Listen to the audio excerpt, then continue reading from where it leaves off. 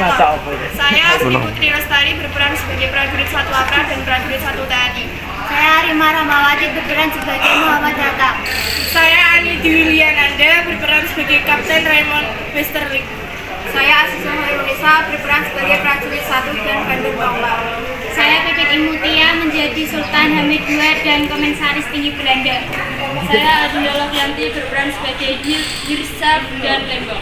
Saya Devinia Sayonese berperan sebagai Komandan APRA. 12 seconds later. Ada seorang pemimpin yang memerintah rakyat dengan adil dan bijaksana sehingga rakyat hidup aman, makmur, sejahtera. APRIS, Angkatan Perang Republik Indonesia Serikat, yang pada saat itu terdiri dari 2 fraksi, Kanil yang mendukung federalis dan TNI yang mendukung unitaris. Belanda mencoba menghimpun Kanil yang saat itu dipimpin oleh Raymond Westerling. Westerling memberi ultimatum kepada pemerintah Republik Indonesia Serikat agar tetap mengakui mereka sebagai tentara negara bagian Pasundan dan menolak segala jenis pembubaran negara bagian tersebut. Westerling mengirimkan ultimatum. Saya tidak setuju dengan permintaan ini. Kita harus mempertahankan negara bagian Pasundan dan mereka harus mengakui APRA sebagai tentara bagian Pasundan. Cepat berikan surat ini kepada mereka. Jika dalam negara ini tidak ada pengembalian, kita akan melakukan perakusan. Siap, Kapten. Akan segera kirimkan surat ini.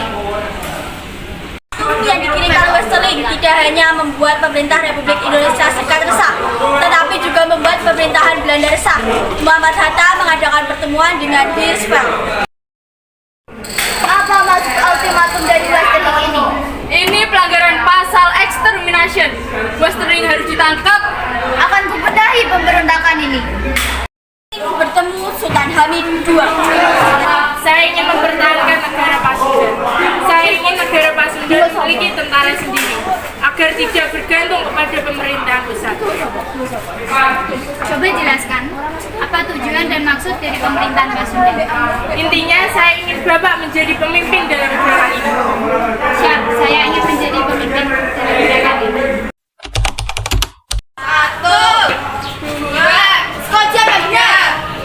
4. Westerling merencanakan penyerangan ke markas divisi Siliwangi. Saya mempunyai rencana. Kita membangun basis bersenjata secara diam-diam. Hal ini dilakukan untuk memukul Republik Indonesia. Bagaimana kita akan melakukannya? Pertama-tama, kita akan mengambil alih markas divisi. Kemudian, kita akan mencuri menteri-menteri pertahanan. Kemudian, kita akan membunuh menteri pertahanan tersebut.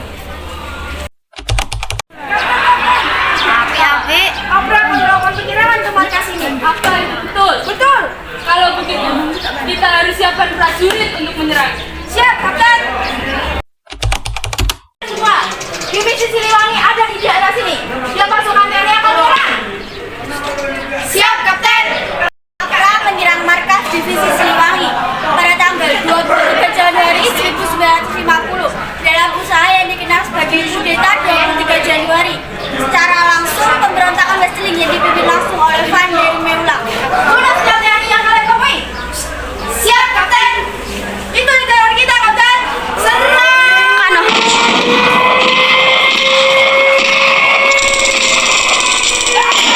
Dan APRA berhasil menduduki markas staf divisi Siliwangi.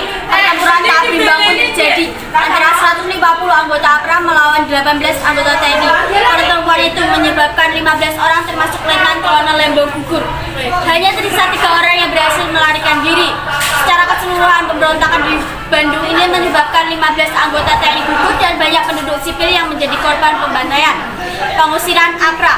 Pemerintah Republik Indonesia Serikat tak tinggal diam. Mereka segera bereaksi dengan mengirimkan bala bantuan ke Bandung untuk menghentikan aksi APRA. Antara Muhammad Hatta selaku Perdana Menteri Republik Indonesia Serikat dengan Komisaris Tinggi Belanda. Hasilnya, Maya Tinggal Angel selaku Komisaris Tinggi Belanda di Bandung mendesak Westerling untuk meninggalkan kota ini. Lawan APRA sudah melewati batas, kita harus melakukan sesuatu. Nama apa yang harus kita lakukan? Ayo kita bisa mereka di sini. Penangkapan Westerling yang melihat indikasi kegagalan rencananya memilih untuk melarikan diri. dengan pesawat Catalina Angkatan Laut Belanda pada tanggal 22 Februari 1950. Di Singapura, Westerling justru ditahan oleh polisi setempat karena telah memasuki wilayah tanpa izin. Westerling dihukum penjara selama 1 bulan di Singapura. Angkat tangan, Anda telah ditangkap.